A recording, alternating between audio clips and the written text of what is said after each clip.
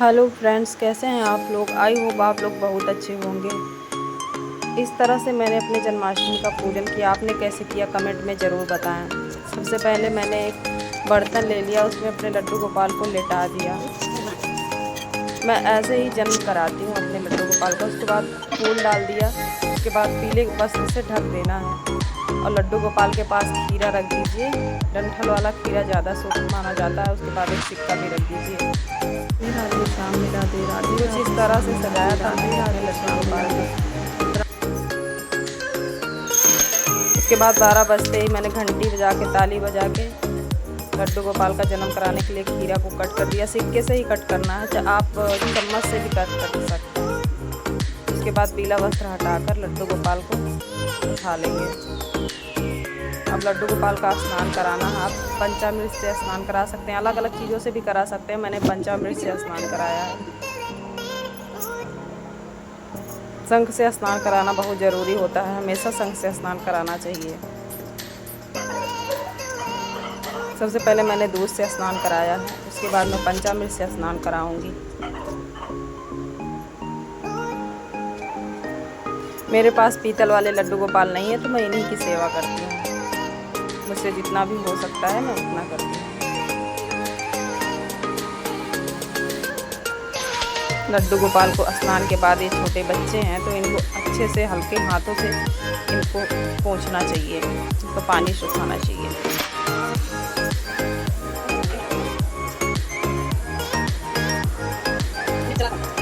लड्डू गोपाल को इनके बर्थडे के दिन या फिर सभी बच्चों को बर्थडे के दिन नया वस्त्र पहनने का बहुत मन होता है। तो लड्डू गोपाल को अगर 2 वस्त्र ना हो सके तो 1 वस्त्र नया जरूर लाएं, ताकि उनके जन्म के बाद उनको पहना सकें।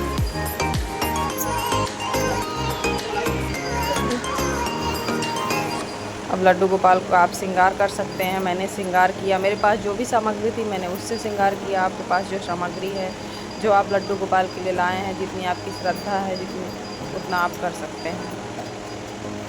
लड्डू गोपाल के लिए एक खिलौना ज़रूर लेकर आए। मैं एक खिलौना लेकर आई हूँ, साइड में रखा है।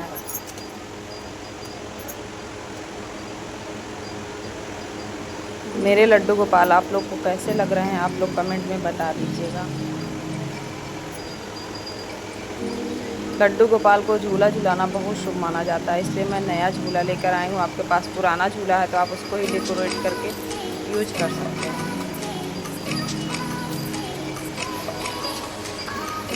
मुझे तो मेरे लड्डू गोपाल इतने अच्छे लग रहे थे कि मेरी नज़र ही नहीं हट रही थी इनसे। अब लड्डू गोपाल को पगड़ी लगा दे रहे हैं।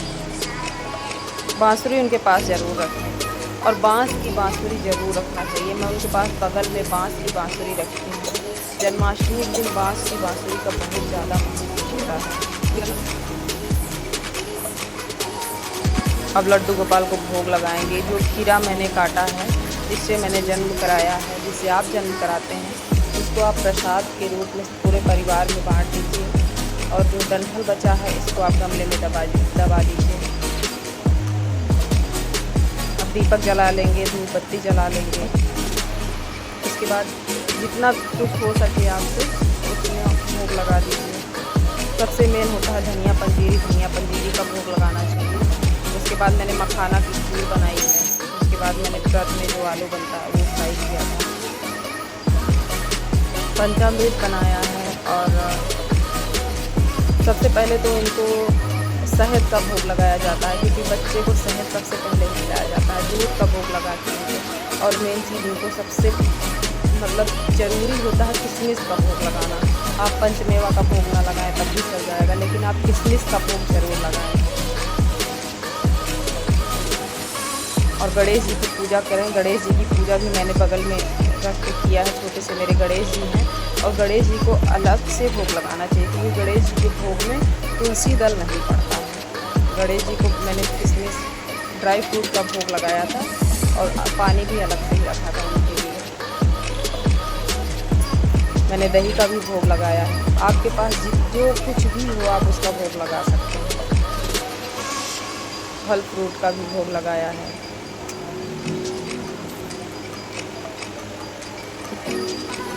अब मैं टीका कर रही हूँ अपने लड्डू गोपाल को। फूल डाल देंगे।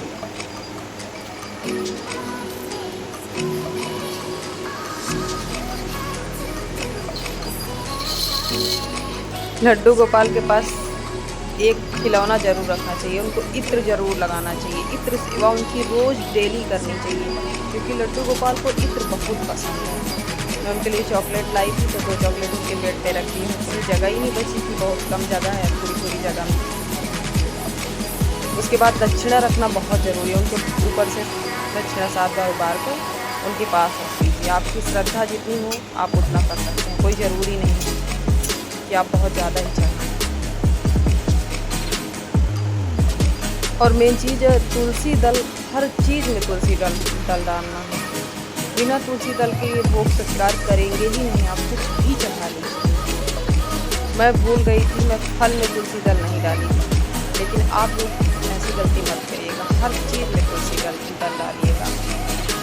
आप लोग बताइए, आप मेरे कान्हा कैसे लग रहे हैं? मेरी जितना भी मुझसे हो सका मैंने उतना किया है। मुझे तो मेरे कान्हा बहुत प्यारे लग रहे हैं, प्यारे है ही, भगवान प्यारे होते ही हैं। उसके बाद हम कान्हा की आरती करेंगे। मैं आरती कर रही थी, मम्मी घंटी बजा रही थी। कान्हा की आरती कर लेंगे अच्छे से, उनकी पूजा कर लेंगे अच्छे से, नाम जप कर लेंगे, कान्हा को आरती दिखा देंगे। उसके बाद जन्माष्टमी पे झूला झुलाना बहुत ज़रूरी होता है, झूला ज़रूर झुलाया जाता है। आपके पास झूला ना हो तो आप किसी तरह का ऐसे रस्सी से ही झूला बना लीजिए, किसी तरह से झूला बना लीजिए। झूला झुलाना ज़रूरी ही होता है, झूले का विशेष महत्व होता है। मैं इसलिए मेरे पास झूला नहीं था तो मैं नया झूला खरीद के लाई हूँ इनके लिए। मैं झुला रही हूँ उनको झूला, और झूलते हुए कितने प्यारे लग रहे हैं। अब रात में कृष्ण भगवान को सुलाना भी बहुत ज़रूरी होता है।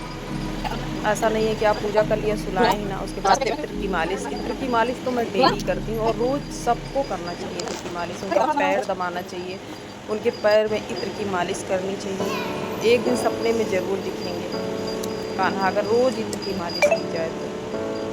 उसके बाद उनको सुला देना चाहिए, कितना भी लेट हो जाए लेकिन सुलाना ज़रूर चाहिए। जन्माष्टमी के दिन भी कान्हा को सुलाना ही है।